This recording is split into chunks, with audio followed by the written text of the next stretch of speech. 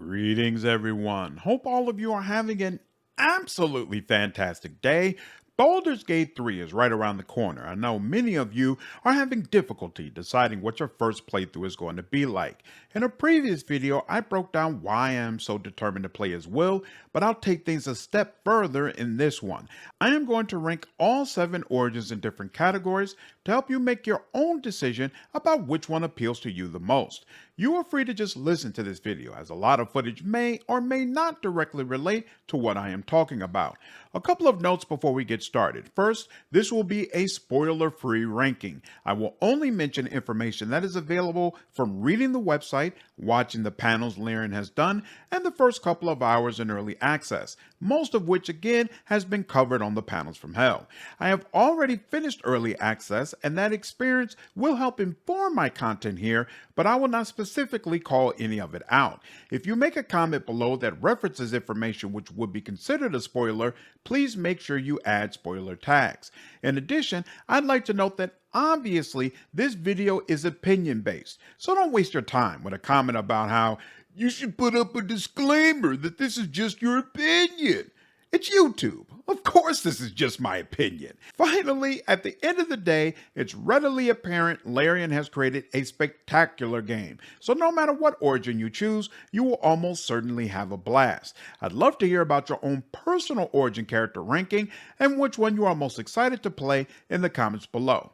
Alright, with that out the way, let's talk about the categories. The first category we'll rank is class, where we will specifically focus on their mechanics in combat. Yes, you can respec any of the origins, but for all of them outside of Dark Urge, the game will continue to recognize you as having the original class. Therefore, changing their class could create a very weird and immersion-breaking playthrough, making this somewhat important to consider. You can multi-class, but depending on what the base class is, you have a limited amount of options that actually make sense. The second category is reactivity. Based upon the character's race, backstory, and what their class offers outside of combat, who is likely to provide the richest experience from a reactivity standpoint in the game.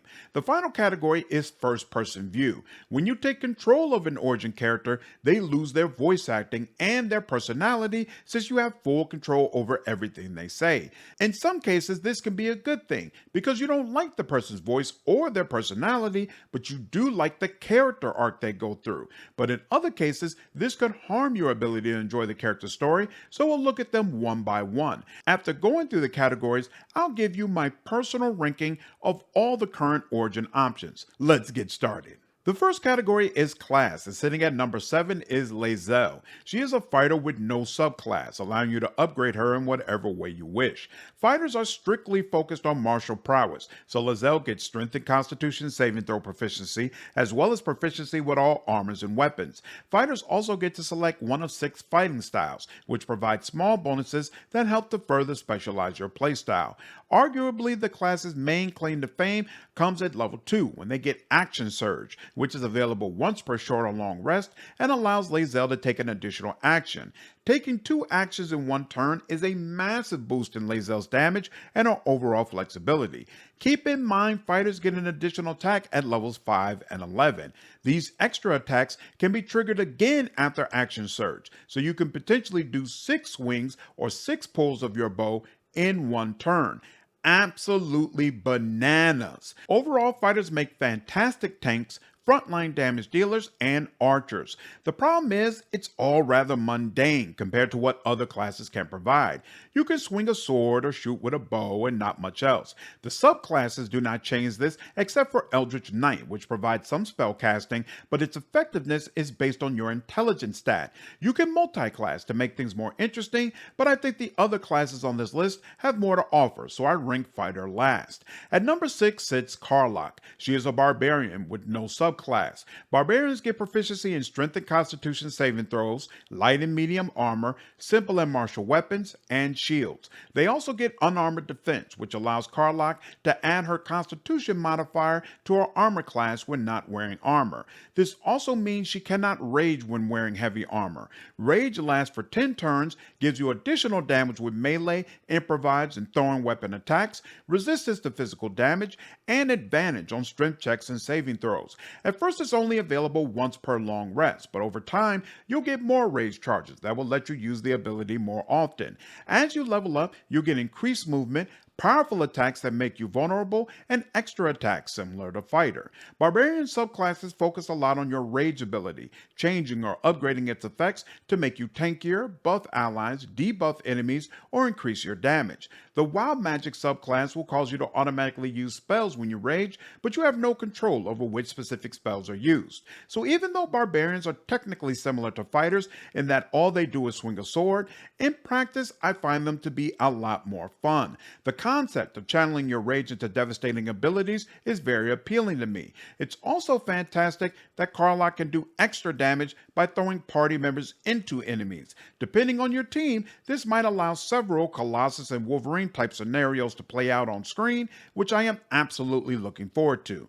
Next at number 5 is Astarion. He is a rogue with no subclass, so again, your upgrade options are wide open. Rogues are focused on single target damage and receive proficiency in dexterity and intelligence saving throws, light armor, simple weapons, hand crossbows, long swords, rapiers, and short swords. The claim to fame for this class is Sneak Attack, which allows rogues to do an additional 1d6 damage against a target that they have advantage against or is within 1.5 meters of another party member. The easiest way to get advantage on a target is to attack from stealth, but there are also some spells that other party members could cast that will give you this status.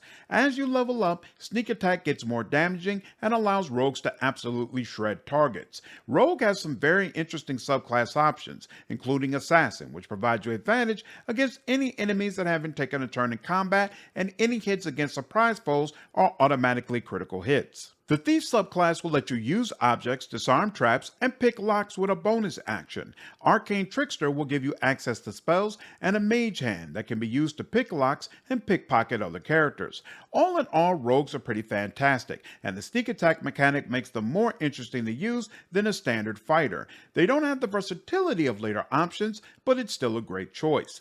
Next up at number 4, we have Shadowheart. She is a cleric with the Trickery Domain subclass. Clerics get proficiency in Wisdom and Charisma saving throws, light and medium armor, shields, and simple weapons. The Trickery Domain automatically provides spells that create illusions and cause deception, such as Charm Person, Disguise Self, and Mirror Image. It's not a subclass that I prefer for clerics, but they are definitely useful options, so it's not trash. Even more importantly, the base spells that you get for being a cleric, including the cantrips, are fantastic. Sacred Flame gives you a way to do solid radiant damage without expending spell slots, while Guiding Bolt does fantastic radiant damage, and the vast majority of enemies will not be resistant to that damage type. Shield of Faith can give more squishy targets a +2 bonus to their armor class, while Healing Ward lets you heal a character for a small amount of damage by using your bonus action. Overall, clerics provide a fantastic variety of healing, buffing, damage, and support spells that allow Shadowheart to fit on any team. I rank her lower on this list because specializing in Trickster pushes her into more of a support role, and I think most players prefer their main character to focus on damage, not support. If she had a domain similar to Light or War, that would definitely push her up higher on this list. Next at number 3, we have Will. Will is a warlock with the Fiend subclass. Warlocks get proficiency in Wisdom and Charisma saving throws, light armor, and simple weapons.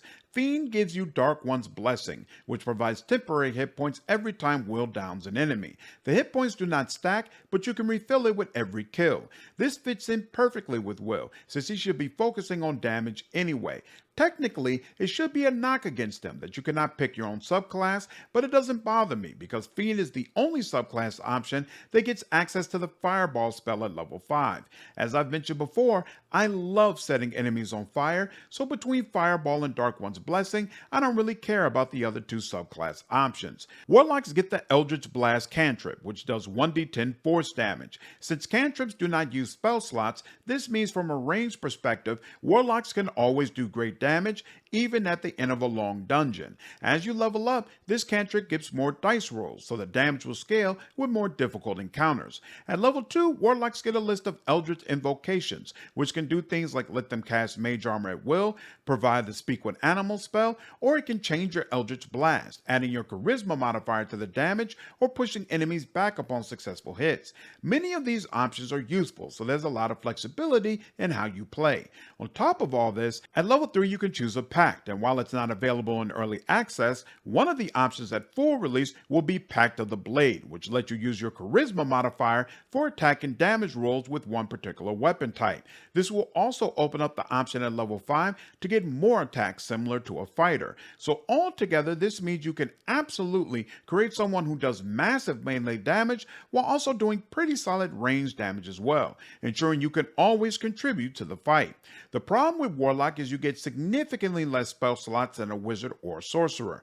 These slots can be replenished with just a short rest, so technically they are more available, but honestly, resting in early access is not a big deal, and it doesn't seem like camping will become a significantly greater issue upon full release. So you don't get as much flexibility as our last two picks, but Warlock, and consequently Will, is still a great option. Sitting at number 2, we have Gale. Gale is a wizard with no subclass, allowing you to upgrade in any way you wish, and that's a big deal. Wizards have 8 different schools of magic that serve as their subclass, and each one can potentially completely change your gameplay experience. The Evocation School will allow party members to automatically succeed their saving throws and take no damage from your spells, letting you light up an entire battlefield with Fireball while having complete disregard for where your party members are. The Necromancy School will let you use Animate Dead to target 2 corpses instead of just 1 when creating zombies or skeletons. This undead creature will have more hit points and will add your proficiency bonus to its weapon damage rolls. All of the schools have something like this that focuses your playstyle in a really cool way. Wizards get proficiency in intelligence and wisdom saving throws, daggers, quarterstaffs, and light crossbows. They also get the largest variety of spells in the game, and Larian has put a ton of work into making spellcasting very compelling, both mechanically and visually. Whether you want to focus on debuffing bosses, debilitating large groups, bombing swarms of enemies, or even damaging foes from melee range, the spell list has you covered, and Wizard gives you the best shot at being able to do all of the above. Honestly, it's just really hard to go wrong with this class. Number 1 is obviously no surprise. The Dark Urge sits at the top of this category. You can become any class you like, along with choosing whatever subclass fits your fancy. The next category we will cover is Reactivity, and sitting at number 7 is Gale. Gale is human, and Larian has already confirmed that more mundane races such as humans and elves will have less special reactivity compared to races that people aren't used to seeing, such as Dragonborn or Githyanki. So right off the bat, that's a knock against him. His background is sage, and this will provide unique dialogue options when discussing hidden knowledge and how best to apply it. At some point, Gale had a romantic relationship with the goddess Mystra, but he turned against her, and subsequently she implanted the Netherese orb into his chest. The orb is a dangerous artifact, which if set off, could release enough energy to level an entire city. Gale is desperate to protect both himself and anyone else from being harmed by the orb. This is absolutely fascinating, but it's hard to say how much the game will or will not react to it, so that doesn't increase his rank. He's also a wizard, and that doesn't help his rank either. The class will provide you proficiency in skills such as Arcana, History, and Religion. That means in very specific situations, he will have unique dialogue, but overall he'll probably struggle to pass speech checks. This is a big deal, because even if you have someone in your party who is skilled in Charisma, their bonus does not count unless they are the individual who is speaking. You could play as Gale and have someone like Will handle all the dialogue, but that would mean missing out on all the reactivity Gale would get in those conversations. I definitely believe that there will be a ton of reactivity towards Gale for being a spellcaster. My issue is that playing as a human master wizard isn't really a unique experience in an open world RPG. It will be unique from the standpoint of Baldur's Gate 3 being so special, but considering the other options on this list, Gale doesn't really measure up. At number 6, we have the Dark Urge. Of course, this origin allows you to pick any race you like, so options with more unique reactivity, such as Dragonborn or Githyanki, are readily available to you. You can also play whatever class you like, so it would be easy to pick something that specializes in charisma and allows you to get the most out of interactions with other characters. The Dark Urge is constantly fighting against a deep desire to commit violent acts. This origin will provide you with access to the most violent and evil actions possible in the game. I consider that to be both a gift and a curse when it comes to reactivity. Yes, this is fantastic if you want to be a murder hobo and witness how people react to that. But what if you are the exact opposite and plan to resist every temptation? It's not clear at all how the game will provide reactivity to what would essentially be an internal struggle. Therefore, with the limited information we have, it seems like this path provides great reactivity if you play in a very specific way that most players probably don't have the stomach for. Larian Studios recommends against using the Dark Urge as your first playthrough because it provides a very unique perspective on the story, and you won't realize how much different it is until you have already played through it once. In addition, it at least appears that this origin will heavily involve Baal, and it's obvious that deity factors heavily into other parts of the game, so there should be a ton of reactivity off that alone. Unfortunately, this is also a gift and a curse. Yes, the path will have a ton of reactivity, but there's a real fear that on some level, this is a retread of an experience we have already had in the past two Baldur's Gate games. I have a lot of confidence that Larian has figured out how to make this path compelling regardless of how you play, but I have no evidence to support that, so for now, Dark Urge is ranked lower. Next at number 5 is Shadowheart. She is also human, and we have covered the reactivity limitations there. As a cleric, she can choose a deity, and hers is Shar. Shar is a greater deity and the goddess of secrets, loss, the ability to forget, and dark places such as dungeons and the Underdark. Her domains are death and trickery, and she is considered to be a deeply evil entity. This should allow for a ton of reactivity with the wicked creatures who reside in dark places that you will meet throughout the game. Her background is Urchin, and this provides her with proficiency in Sleight of Hand, which is the skill used to pick locks. She cannot increase this bonus as high as rogues, but she's still serviceable as the main person opening doors and chests for additional content. Also, she'll get unique dialogue options when talking with kids or when children are the topic of conversation, which might be appealing for your playstyle. Clerics focus on wisdom, so Shadowheart will run into similar speech check issues that Gale experiences. However, you do get spells that help to make up for that. The guidance cantrip can be used during every conversation, and it will add a 1d4 bonus to your roll. Obviously, this is very useful the entire game.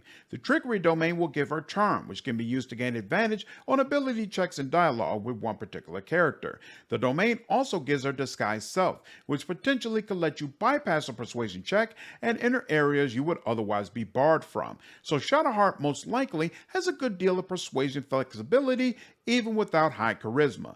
The problem is we really know nothing about her. There's a holy mission she's attempted to accomplish, and it involves delivering a holy relic. That's pretty much all the details we have. There are a ton of theories, but most of them are based on pure speculation. Some people love vague mysteries and find this lack of knowledge appealing, but I am definitely not one of them. And without more information, it's hard to say how much reactivity there will be for her backstory. Consequently, I put Shadowheart in the middle of the pack. Next up is number 4, and we have Astarion. He's a high elf, which would have similar reactivity limitations to human. However, he is also a vampire spawn, which should make for an amazing playthrough. In addition, he's terrified of being enslaved again by his vampire master and desperately seeks the power that will finally let him be free.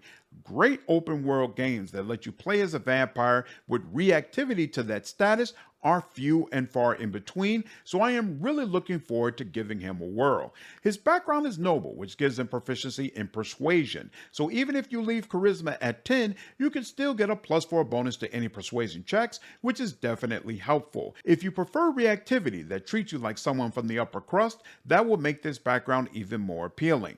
You don't have to use a rogue to pick locks, but it's the only class which provides proficiency in sleight of hand, and you can increase that bonus to expertise if you wish. So opening all the secret doors and chests in the game is going to be much easier for Astarion. Also, while the class doesn't interact with charisma, it does give you proficiency in deception, which again you could upgrade to expertise when speaking with thieves, assassins, and other underworld types. Hopefully being a rogue will give you special dialogue options, which could potentially let you bypass persuasion checks as well. Number 3 is Karlach. She's a Zerial tiefling, and this should provide her with more reactivity than a standard human or elf. It also gives her the Thaumaturgy cantrip, which provides advantage on intimidation ability checks. This has limited usefulness since she doesn't get proficiency in intimidation, but it's still something to consider.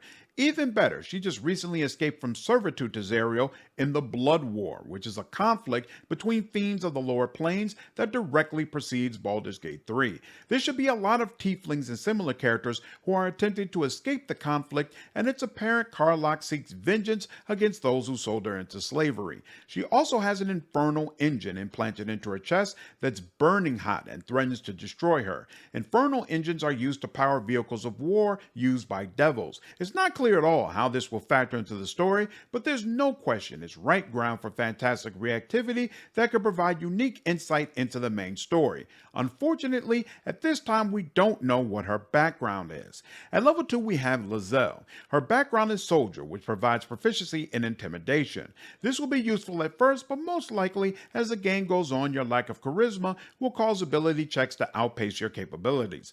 Personally, I am not excited about Fighter from a reactivity standpoint. Lizelle will get unique dialogues with other big bruiser types, but it just won't be as interesting as Astarion connecting with assassins or Shadowheart finding kinship and other worshippers of Shar. Her race, on the other hand, should be an incredible wealth of reactivity. First and foremost, Githyanki have a very harsh, unforgiving culture that Lizelle will allow you to delve into. I've been streaming a Paladin Githyanki playthrough on the channel, and the unique dialogue options have been absolutely vicious and deeply satisfying. Githyanki play a big role in the game, and you'll get multiple opportunities to interact with them, not to mention the reactivity from other citizens who are not used to seeing the race. Even more importantly, they provide a unique perspective on mind flayers and the tadpoles which all of the origin characters are trying to overcome. Lizelle is essentially banished from her own people since they consider her to be a mind flayer. Consequently, her journey is one of either figuring out how to overcome this ordeal and prove herself to the Githyanki Queen, or accept that she will forever be in exile. Great stuff. No question the game will provide a ton of reactivity to her, and it will be a unique experience that we haven't seen in other D&D games. Number 1 in this category is Will. He's a human, which comes with reactivity limitations, but he is also directly related to a prominent family in Baldur's Gate. This may not come into play until Act 3, but by all accounts, that is a massive part of the game, and experiencing it as Will should provide unique insights into the city.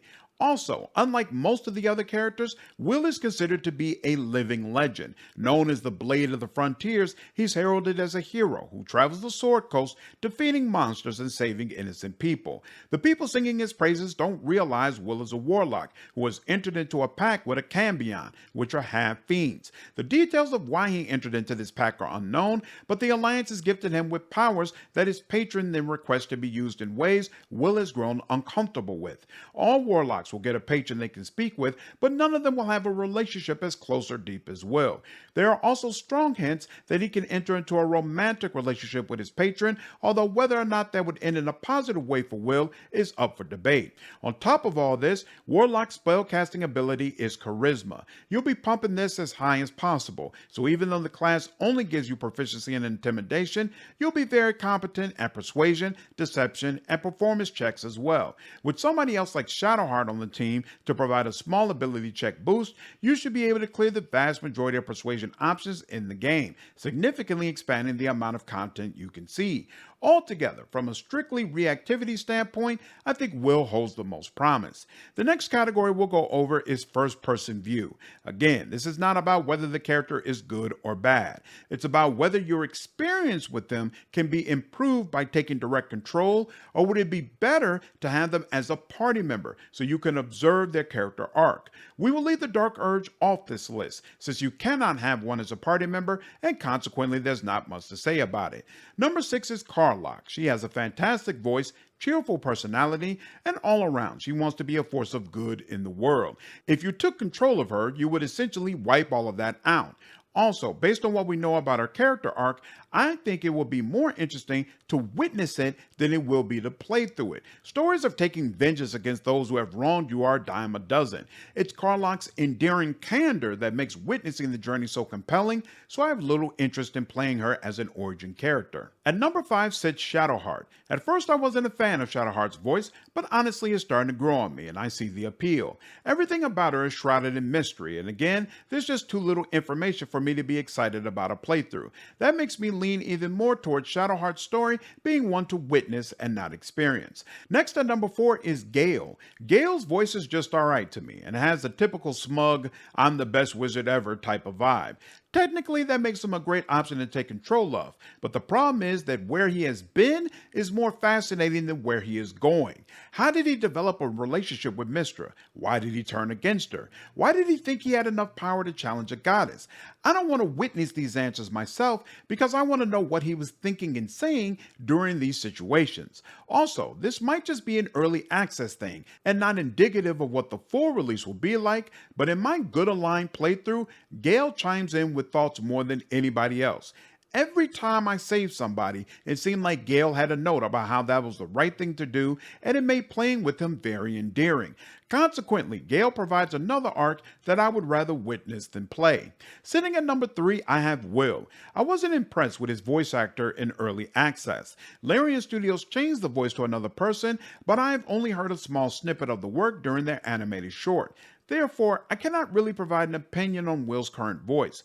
For all the reasons I mentioned in the reactivity section, Will is a fantastic choice for a playthrough. The manner in which he entered into a pack will be cool to see, but I am far more interested in how he gets himself out of this situation, or perhaps decide to lead further into it and descend into madness. I think it's more interesting to control these conversations directly rather than witness them, so he ranks higher up on this list.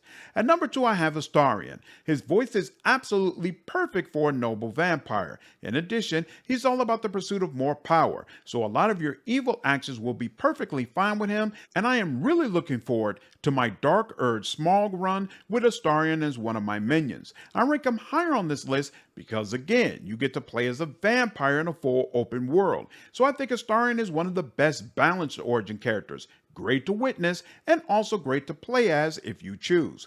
Number 1 on the list is Lae'zel.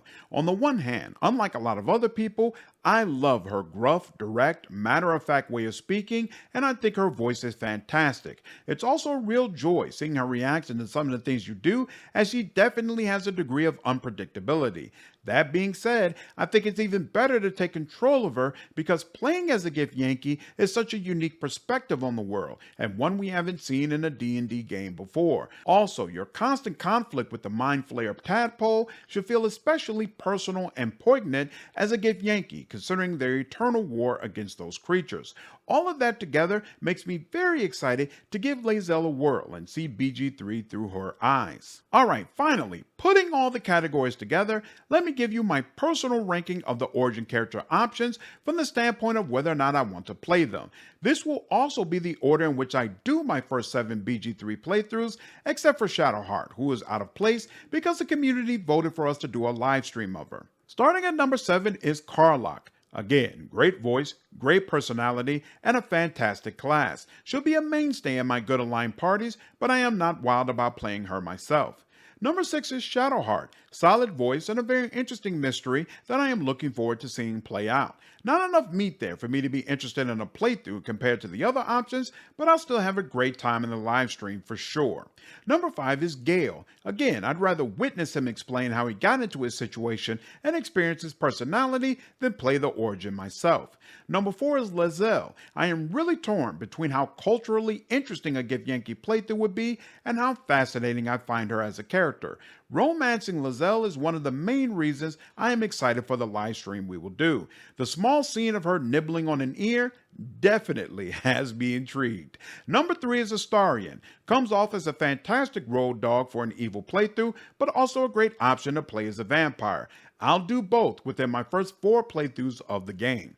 Number 2 is the Dark Urge. Those of you who have followed this channel for a long time know that I absolutely love pure evil playthroughs, and it seems like this will be one for the ages. Our small Let's Play will take every wicked violent option we can, and I'll be siding all the way with Orin the Red to bring about the age of murder and chaos she desperately yearns for. No surprise that number 1 on the list is Will. Great class, proficiency in all things charisma related, known far and wide throughout the Sword Coast, and fertile ground for fantastic levels of reactivity. He's not the best in every category, but I think he has the best mix, and I cannot wait to start my good aligned playthrough of him with Karlach at his side. That wraps up my full ranking of all the different origin character options. I'd love to hear your thoughts in the comments below, so let me know your feedback and where you personally rank the origin characters. Hope all of you enjoyed this video. Take care!